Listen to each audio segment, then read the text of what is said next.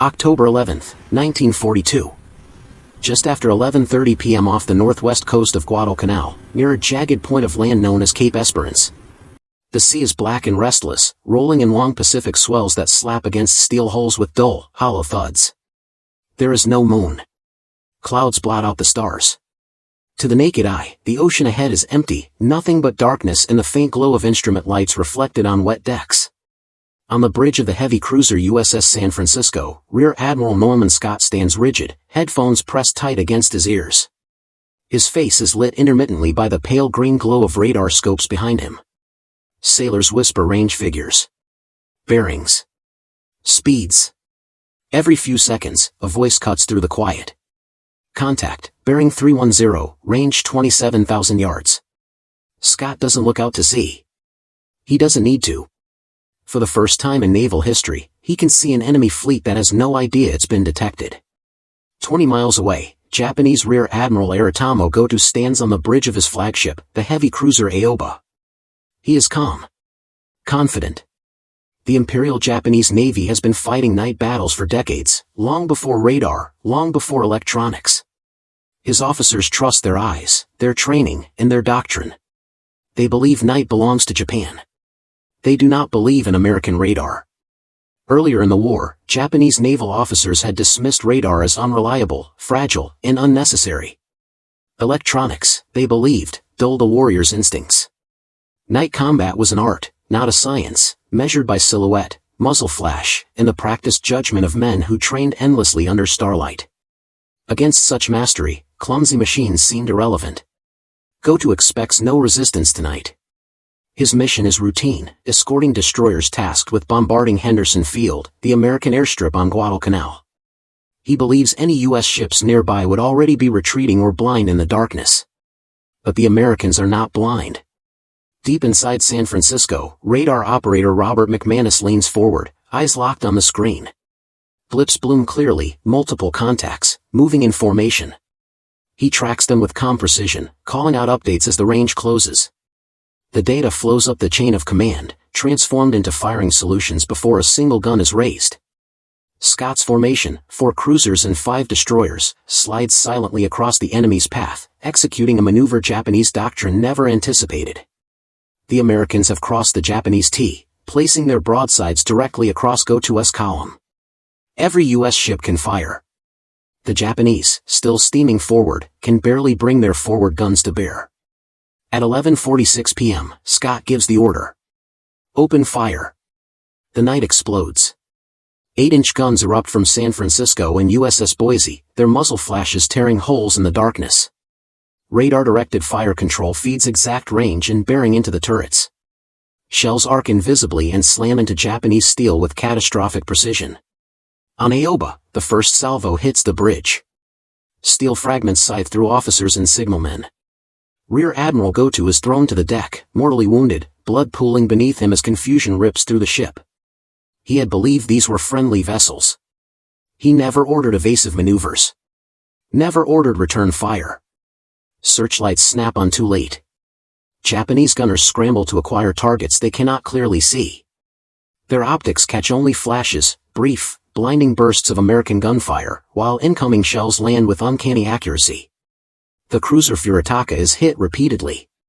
Fires rage amidships. Her steering fails. Destroyers attempt to maneuver, but without radar, they are navigating chaos by instinct alone. Orders are shouted.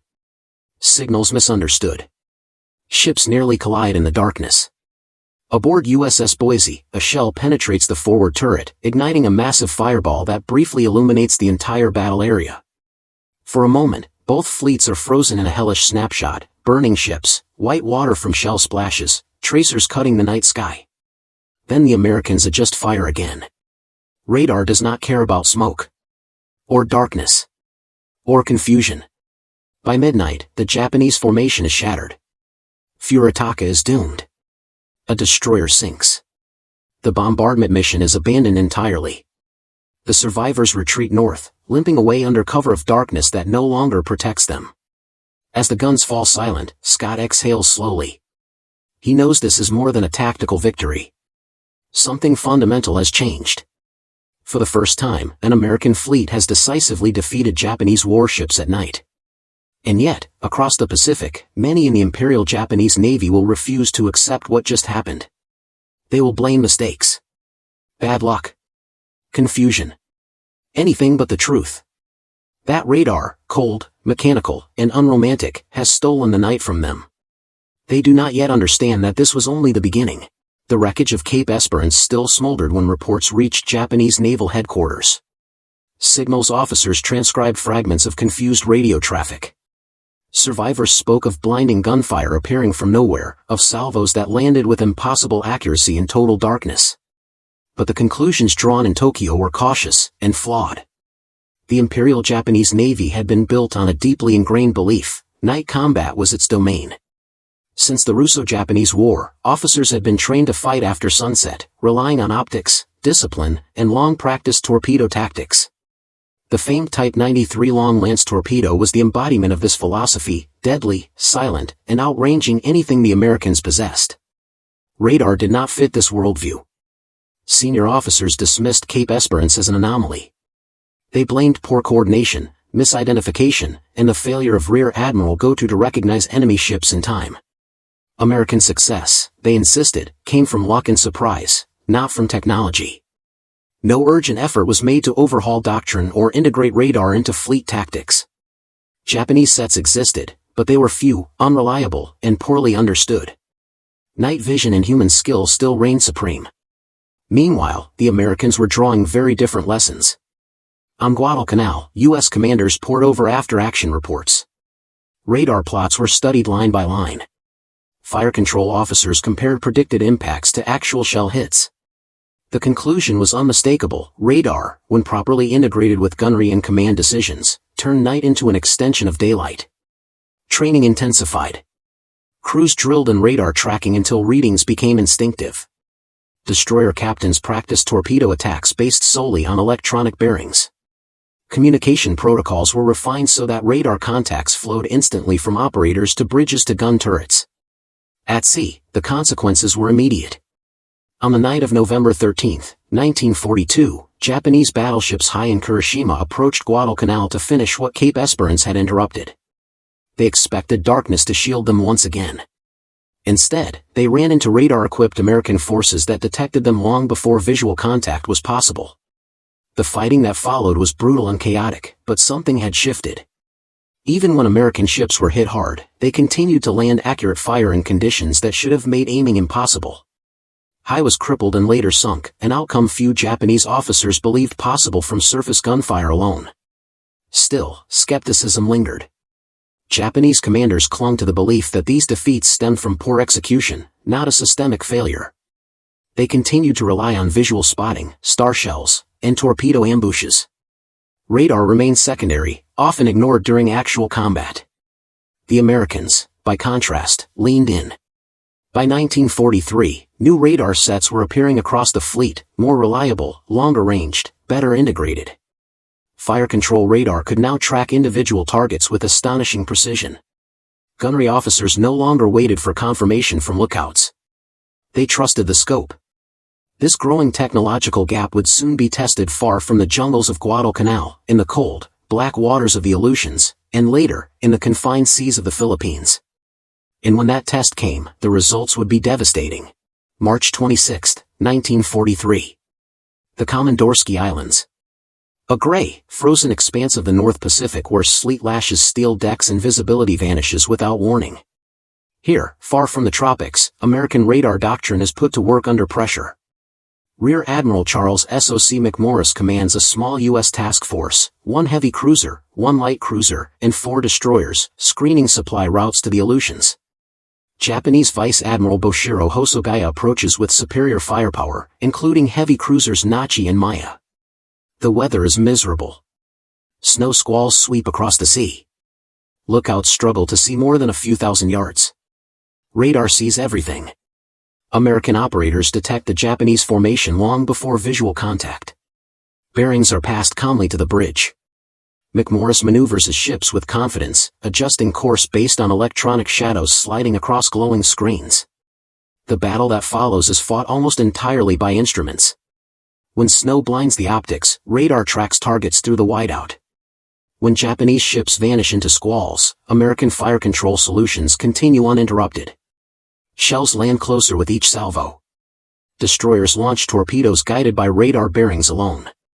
The Japanese are stunned. Their gunners lose targets repeatedly as weather obscures visual references. Star shells illuminate nothing but swirling snow. The Americans, though outgunned, fight with uncanny coordination, their fire arriving from directions Japanese commanders struggle to comprehend. The engagement ends without a decisive sinking, but strategically, it is a turning point. Hosogaya retreats, abandoning a critical resupply mission.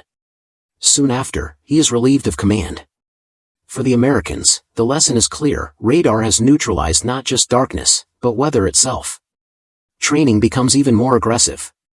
Crews are rotated through combat zones to spread experience. Radar officers gain authority equal to traditional navigation specialists. The fleet is reorganized around information flow rather than line-of-sight command. Destroyer squadrons, once considered secondary, become lethal hunters. Their smaller profiles and agile maneuvering pair perfectly with radar-guided torpedo attacks. Japanese night doctrine, built around sudden visual contact and devastating first strikes, begins to unravel. Yet the Imperial Japanese Navy still resists full adaptation. Radar sets remain limited. Power supply issues plague their effectiveness. More importantly, doctrine lags behind reality. Officers trained to trust their eyes hesitate to commit fully to electronic data. In battle, visual confirmation is still demanded, often too late. This hesitation proves fatal in the waters around New Georgia later that year. At places like Vela Gulf, American destroyers detect Japanese reinforcement runs hours before contact. They maneuver silently, radar operators plotting every movement. When torpedoes are launched, they find their marks with devastating accuracy. 3 Japanese destroyers are sunk in minutes. Not a single American ship is hit. The night, once Japan's greatest ally, has turned against them. And yet, even after these losses, many Japanese commanders believe they can still fight their way out through skill and courage. They do not yet grasp the scale of what they are facing. That understanding will come in 1944. In a narrow Philippine Strait, where darkness, overconfidence, and radar will collide in the final, catastrophic demonstration of this new kind of warfare. October 25, 1944. Just before 3 a.m. Surigao Strait, Philippines. The channel is narrow, hemmed in by dark landmasses on either side. The water is calm, almost deceptively so. Above, clouds drift lazily across a moonless sky. To the south, a Japanese force steams north in disciplined columns, battleships Yamashiro and Fuso, heavy cruiser Mogami, and a screen of destroyers. Vice Admiral Shoji Nishimura believes he is about to achieve the kind of night action Japanese doctrine was built for. He expects confusion. Close-range chaos. Torpedoes launched by instinct and experience. He believes the Americans will be reacting, scrambling, blinded by darkness. They are not reacting. They are waiting. At the northern mouth of the strait, Rear Admiral Jesse Oldendorf commands a layered trap. His destroyers are already in position, radar scopes glowing softly in their combat information centers. Further north, cruisers and battleships, some survivors of Pearl Harbor, lie across the channel in a perfect firing line. Radar picks up Nishimura's force while it is still miles away. Bearings are updated constantly. Speeds calculated. Predicted positions marked and remarked as the Japanese ships advance deeper into the strait. Orders move quietly through headsets and signal lamps. Engines are throttled. Guns are trained, not toward where the enemy is, but where radar says it will be. At 3 a.m., American destroyers strike first. Radar-guided torpedo attacks slam into the Japanese column from multiple directions. Explosions rip through the water. Fuso is hit and begins to break apart, her formation dissolving into fire and confusion. Destroyers vanish into the darkness, already repositioning for follow-up attacks. Nishimura presses on. He believes this is the moment Japanese training will carry the day. He orders his remaining ships forward, unaware that he is sailing directly into the jaws of history's last battleship versus battleship engagement. At 3:53 a.m., Oldendorf gives the order. Open fire. 6 American battleships unleash their broadsides simultaneously. Radar-directed fire control locks onto Yamashiro with mechanical certainty.